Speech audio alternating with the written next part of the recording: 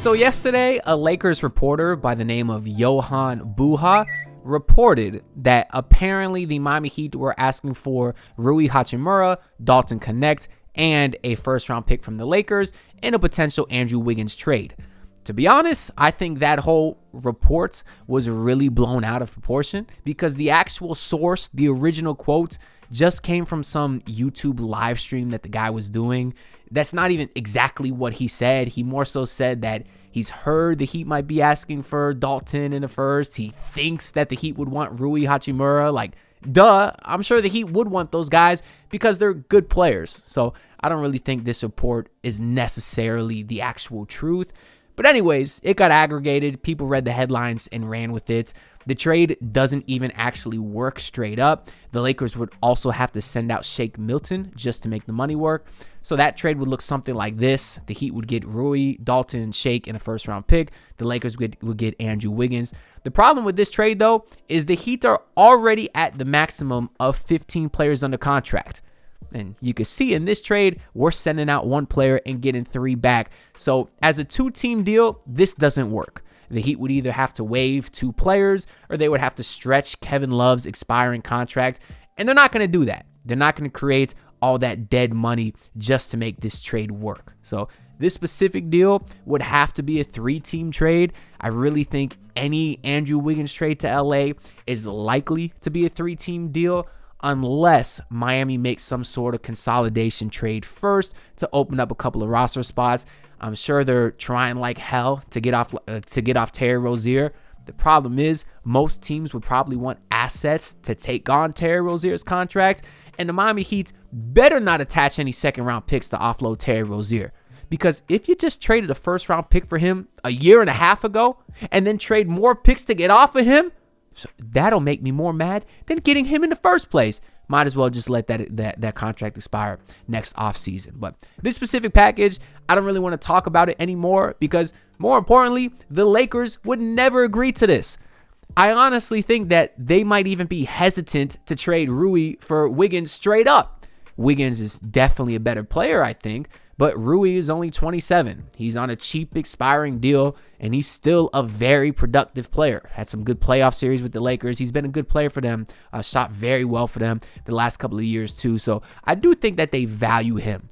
So I can't see the Lakers giving him up in addition to Dalton Connect and a first-round pick. I just don't think it's going to happen.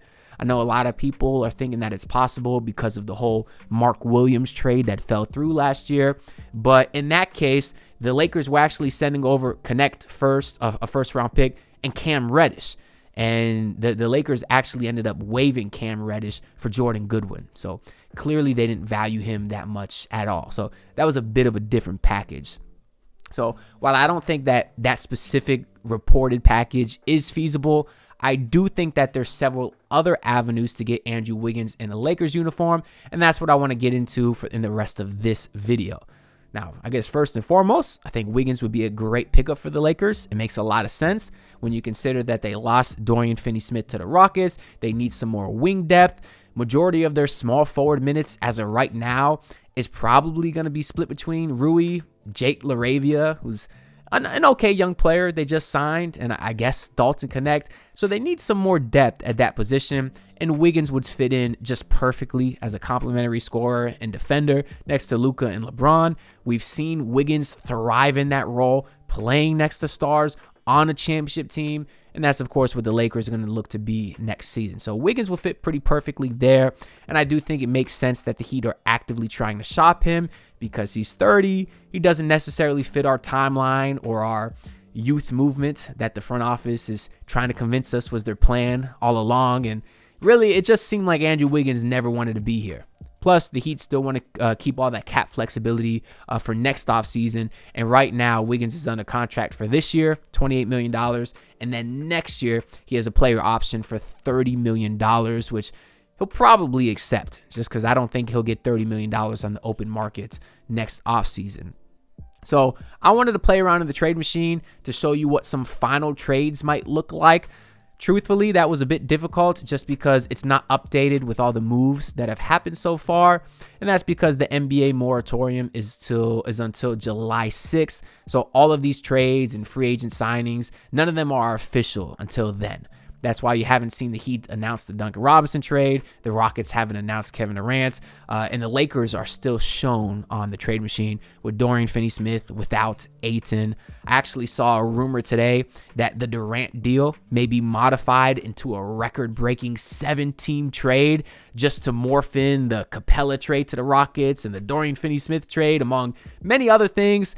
So kind of what else happens during this moratorium period is a whole bunch of cap gymnastics to finalize all these trades. So that's why fanspo.com, the trade machine I use, is not exactly updated yet, but I did still use the trade machine to sort of match up contracts, and I was able to put together some hypothetical deals that like 99% adhere to the rules of the CBA. So you'll be able to get an idea of what the framework would look like for these Andrew Wiggins trades to the Lakers.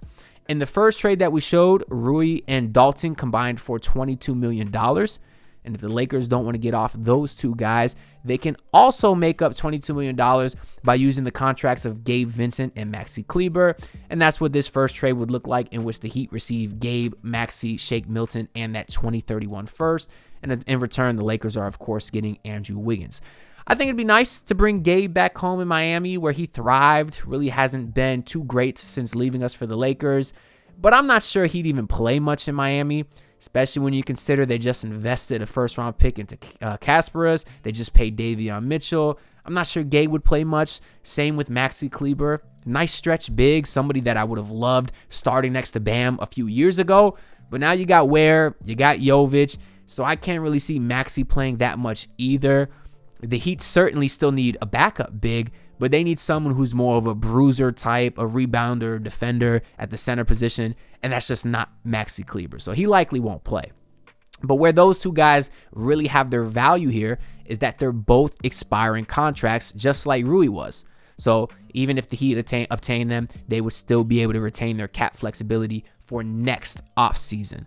Also, the Miami Heat currently only has 2 tradable first-round picks at the moment, so getting that extra Lakers pick would allow the Heat to have 3 tradable first-round picks in case this disgruntled star becomes available. You'd have a little bit more ammo now, although we know how that goes. The Heat don't trade for anybody, so I'm not going to get my hopes up. But if they do this trade, they'd be able to move their 2029 pick as well as 2 picks in 2031. So I think this is good value for the Miami Heat, especially when you consider they flipped a aging, disgruntled Jimmy Butler for basically 2 first-round picks when it's all said and done. So that's not awful, all things considered. And I think the Lakers are more willing to trade that first-round pick now that they signed DeAndre Ayton, because I think they were kind of keeping that asset in their arsenal so they could trade for their starting big. But they got lucky. Ayton was bought out. They were able to sign him. So now the Lakers kind of still have that pick to look for some more depth in the wing position. And that's why I think they would agree to this trade as well. Even better than that trade for Miami, though, would be something like this, where now the Lakers are adding in Hachimura, but the Heat will add in Haywood Highsmith and Kevin Love.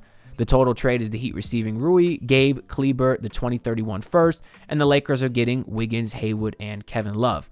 So maybe the Heat are able to negotiate Rui into this deal.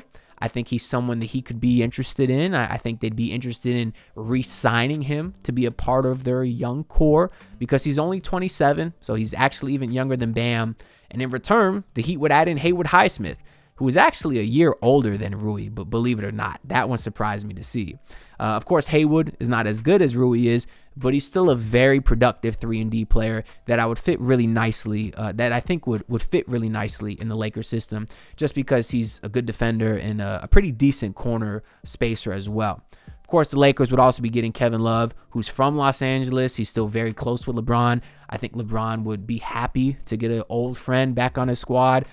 Do the Lakers even plan on keeping LeBron? I don't know. Who really knows at this point? But if they would like to retain his services, then I think adding a guy like Kevin Love would make LeBron a little bit happy just to get his old championship pal there. So I could see the Lakers agreeing to this trade, unlike that earlier reported trade from the Johan guy, just because in that deal, they were sending out Connect, and now they're at least able to keep him.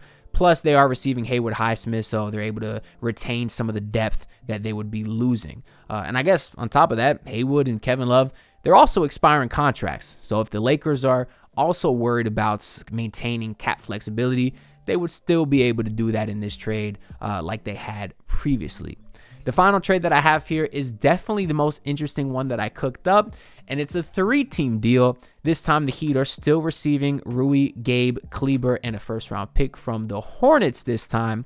The Lakers are getting Andrew Wiggins, Haywood Highsmith, and it says Micic from the Hornets, but remember, they just traded Micic for Pat Connaughton. Basically makes the same amount of money, only $1 million more, so this trade still works. So keep that in mind. Wherever you see Micic, it's actually Pat Connaughton from the Bucks. And then the Hornets are finally getting Dalton Connect. So the reason that this is beneficial is now the Heat are still getting the same players as the previous package, but they're getting that 2027 pick from the Hornets, which is their own pick, actually. The one that we sent over in the Terry Rozier trade. Don't remind me about that. But the reason that this is significant now for Miami is because of the year that that pick is in. Getting their own pick in 2027 is actually more valuable than that Lakers 2031 pick because it will allow Miami to now have 4 tradable first-round picks. The Heat will go from their current 2 tradable first-round picks, as we mentioned before, to 4 total because they would now be able to trade 2026, 2028, 2030, and 2032.